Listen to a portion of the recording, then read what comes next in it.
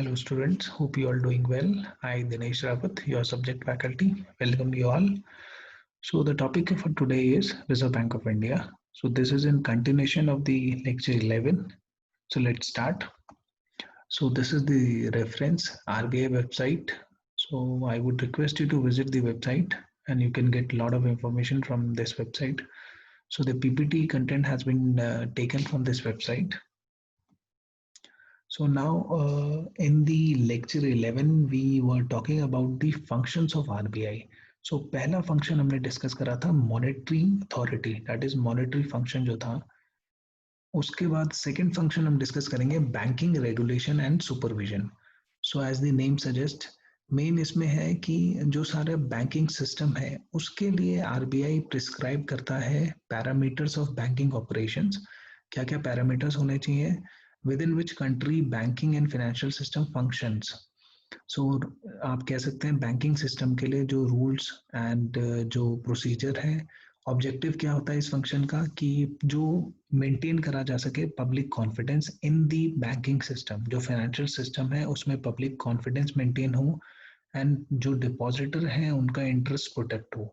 So the objective is to maintain public confidence in the system and protect depositor interest and provide cost effective banking services to the public. So ये objective है इस function का और इसमें RBI prescribe करता है parameters of banking operation within which country banking and financial system function. So इसमें जैसे आपको पता है इंडिया का जो फाइनेंशियल सिस्टम है वो जनरली डोमिनेटेड बाय बैंक्स. तो बहुत सारे कमर्शियल बैंक्स हैं जिसमें पब्लिक है, प्राइवेट है, फॉरेन बैंक्स हैं. सो इन सारे बैंक्स का सुपरविजन बहुत इंपॉर्टेंट है. और क्यों इम्पोर्टेंट है? From the view point of protecting the depositor interest. जिन लोगों का पैसा है जो डिपॉजिटर है उनका इंटरेस्ट जो है वो प्रोटेक्ट हो and preserving the financial stability. कोई क्राइसिस ना हो, फाइनेंशियल स्टेबिलिटी प्रिजर्व रहे. इसलिए सुपरविजन बहुत ज़रूरी है इन सारे बैंक्स का.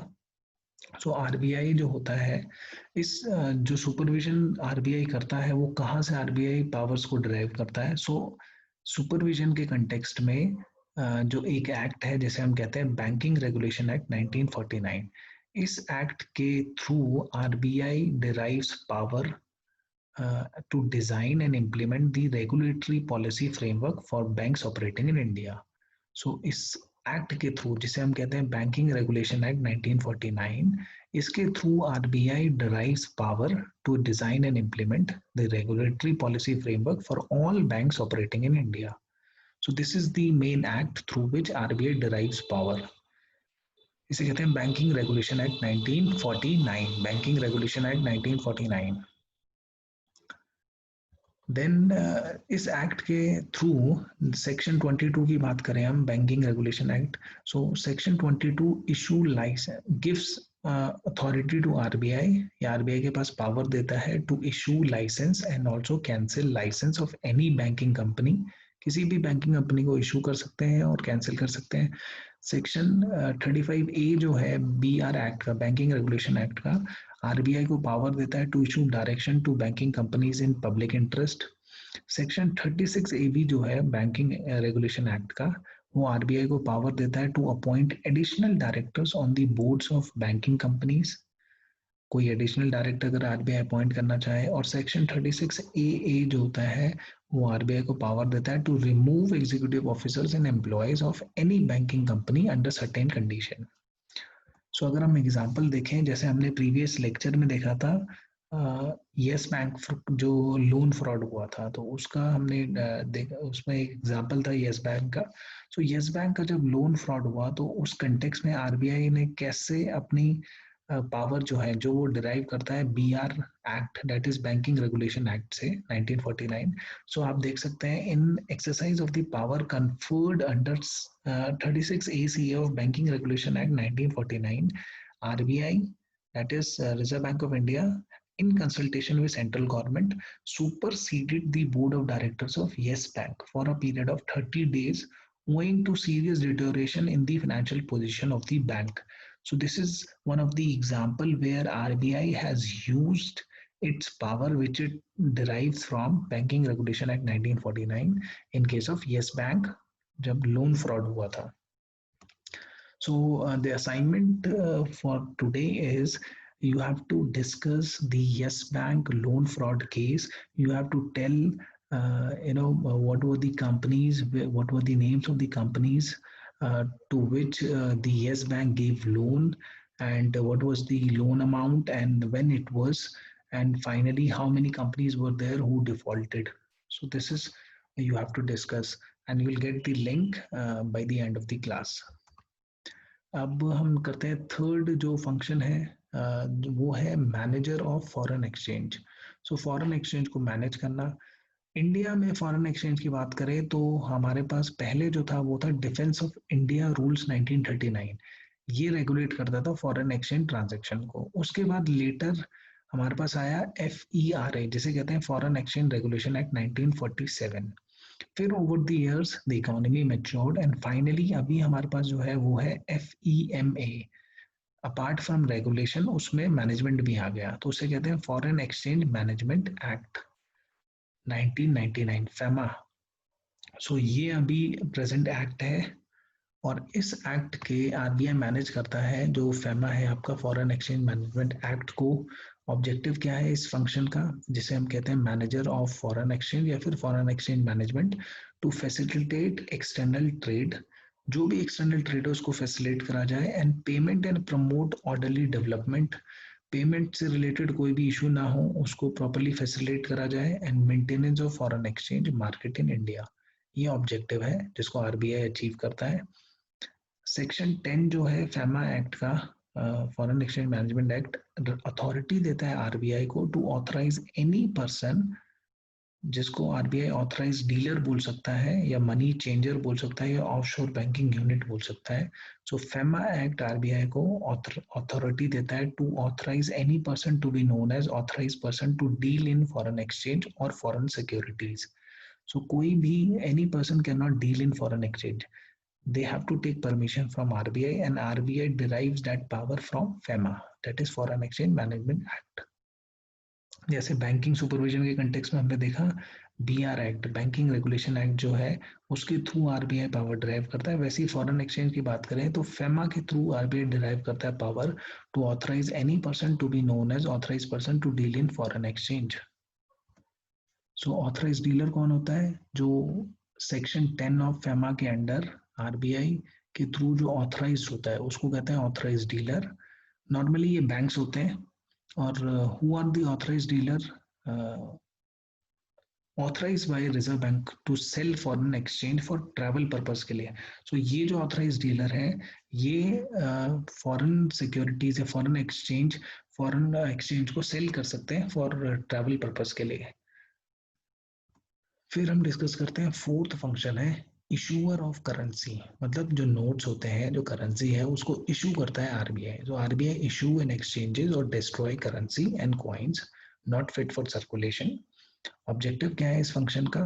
To give public adequate quantity of supplies of currency notes and coins. Good supply में मार्केट में करेंसी होनी चाहिए, ये ऑब्जेक्टिव है. सेक्शन 22 ऑफ RBI एक्ट जो है 1934 वो confer on RBI the sole right to issue bank notes in India. RBI के पास सोल राइट है as per section 22 of RBI act to issue bank notes. So RBI जो act है 1934 वो recommend to central government the denomination of bank notes. कौन कौन से bank note RBI issue कर सकता है? और every bank note shall be a legal tender at any place in India. The central government may declare any series of banknotes of any denomination to be not a legal tender. जैसे हमने देखा था demonetization के case में. So central government कभी भी declare कर सकती है किसी भी series of banknotes को legal tender नहीं है. So this is also one of the the authority which central government had.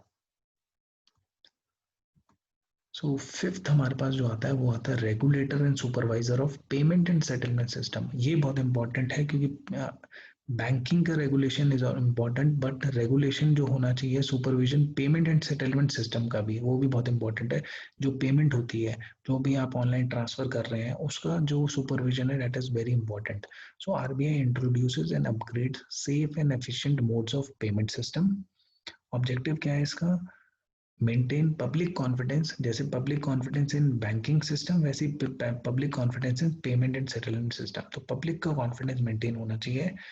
जैसे बैंकिंग सुपरविजन के लिए आपके पास BR एक्ट था, वैसी पेमेंट एंड सेटलमेंट सिस्टम के सुपरविजन के लिए we have payment and settlement system act 2007, जिसे हम कहते हैं PSS act 2007। So Parliament of India enacted PSS Act 2007 with the objective to provide regulation and supervision of payment system in India. So as per this act, regulation and supervision of payment system in India, and designated RBI of India as the authority for that purpose. So RBI derive करता है power related to payment and settlement system from the act PSS Act 2007. So जो board है, अब जैसे अगर हम उसकी बात करें, सुपरविजन की बात करें बैंकिंग के, तो एक बोर्ड रहता है जैसे हमने डिस्कस करा था BFS। वैसी पेमेंट एंड सेटलमेंट सिस्टम की बात करते हैं तो यहाँ पर भी एक बोर्ड सेट किया गया है जो सब कमिटी ऑफ सेंट्रल बोर्ड है, जिसे हम कहते हैं board for regulation and supervision of payment and settlement system, BPSS इस बोर्ड का नाम है। ये एक सब कमिटी ऑफ सेंट्रल बोर्ड है और इस बोर्ड का काम जो है that is to authorise, prescribe policies and setting standard for regulating and supervising all the payment and settlement system in the country. So this board is a subcommittee of the central board, and this board is empowered for authorizing, prescribing policies and setting standard for regulating and supervising of all payment and settlement system in the country. फिर आप देखते हैं जैसे जो act है इसके section 4 of PSS act 2007, no person shall commence और operate a payment system. तो कोई भी पेमेंट सिस्टम नहीं स्टार्ट कर सकता है, they have to take permission from the RBI, and similarly RBI has the power to revoke the authorisation granted to any person. तो किसी को भी, अगर किसी भी कंपनी को अगर पेमेंट सिस्टम के लिए अप्रूवल मिला था उसको RBI रिवोक भी कर सकता है। अब कुछ जैसे एग्जांपल है, सबसे पहले आया था EFT, जैसे हम कहते हैं इलेक्ट्रॉनिक फंड ट्रांसफर। सो जिसमें आप क्या कर सकते थे, फंड ट्रांसफर कर सकते थे from your bank account to another bank account. Late 1990s में आया था ये इलेक्ट्रॉनिक फंड ट्रांसफर हो सकता था इसमें, लेकिन इसका एक एडवांस फीचर आ गया है दैट इज NEFT, जिसको हम अभी यूज करते हैं। सो नवंबर 2005 में NEFT आया था for facilitating 1-to-1 fund transfer. थोड़ा सा एडवांस वर्जन है of EFT, that is electronic fund transfer, और enabling near real time transfer होता है। ये बैच सेटलमेंट होती है, इसमें बैचेस में सेटलमेंट होती है, ऑलमोस्ट रियल टाइम हो जाता है। एंड फंक्शंस कुछ है इसमें, जैसे आपको you get receiving confirmation when you add a beneficiary. तो जब भी आप बेनिफिशियरी को ऐड करते हो तो आपको एक कंफर्मेशन आता है। सो वो इसमें एक वन ऑफ द फीचर है। और दूसरा हमारे पास है RTGS जो हम करते हैं। सो RTGS मोर एडवांस बोलेंगे आप NEFT का। तो इसमें क्या होता है, इसमें real time and gross basis है। सो रियल टाइम का मतलब होता है payment transaction is not subjected to any waiting period. तो कोई वेट नहीं होगा, जैसे ही आप करेंगे उसी टाइम हो जाएगा, बैचेस में नहीं होगा ये। एंड ग्रॉस का मतलब है सिंगल 1-to-1 होता है। सो कोई बैच में नहीं होता है, ये 1-to-1 ट्रांजेक्शन को डील करता है। और 2004 में इंट्रोड्यूस हुआ था and settles on inter bank payment and customer transaction above 2 lakh. So ये है real time gross settlement system. फिर हमारे पास जो आता है सिक्स्थ, वो आता है बैंकिंग फंक्शन। तो बैंकिंग फंक्शन में है कि RBI जो है वो बैंकर टू दी गवर्नमेंट है and banker to the banks है, ऑल कमर्शियल बैंक्स। सो ये क्या करता है, परफॉर्म करता है merchant banking function for the central and state government. State government या सेंट्रल गवर्नमेंट का कोई भी ट्रांजेक्शन है वो RBI के थ्रू होता है, इसलिए इसको कहते हैं banker to the government. And banker to banks मतलब ये मेंटेन करता है banking account of all schedule banks. सारे शेड्यूल बैंक्स जो है उनका बैंकिंग अकाउंट मेंटेन होता है RBI के पास। तो जैसे आप देख सकते हैं जो RBI एक्ट है, section 17 of RBI act state that RBI may transact various business such as accept करता है deposit from state government and central government, purchase of sale, rediscount of bill of exchange, making of short term loans भी दे सकता है ये state governments को, central government को, and advances to banks and other institutions. So ये सारे कुछ जो functions होते हैं RBI के। सो बैंकिंग फंक्शन के अंडर एक्सेप्ट कर सकता है डिपॉजिट, लोन दे सकता है स्टेट सेंट्रल गवर्नमेंट को। उसके बाद जो हमारा एक और फंक्शन है जिसे हम बोलेंगे regulation of derivatives and money market instrument. So RBI also regulate the derivative and money market instrument. That is also one of the function of RBI. And lastly, development role. So rural development की बात करें या फिर rural credit development, promoting integrated rural development. So rural development is also one of the function of RBI. So RBI perform a wide range of promotional function to support national objective. And rural development में भी इस RBI का initiative रहता है। सो इस lecture में हमने discuss करे different functions of RBI. So development function हमने डिस्कस करा, आप regulate derivatives and money market instrument को रेगुलेट करते हैं आरबीआई। फिर banking function is there, then regulators, payment and settlement system, regulator and supervision of this. Then you had issue of currency, this is one of the function, then manager of foreign exchange, and second was your banking regulation and supervision। ये हमने discuss करे हैं आपके functions of RBI. और इससे पहले वाले lecture में हमने डिस्कस करा था रोल एंड फंक्शन। फंक्शन में फर्स्ट फंक्शन था that was monetary authority, that was one of the function. So that is all for today. Thank you so much.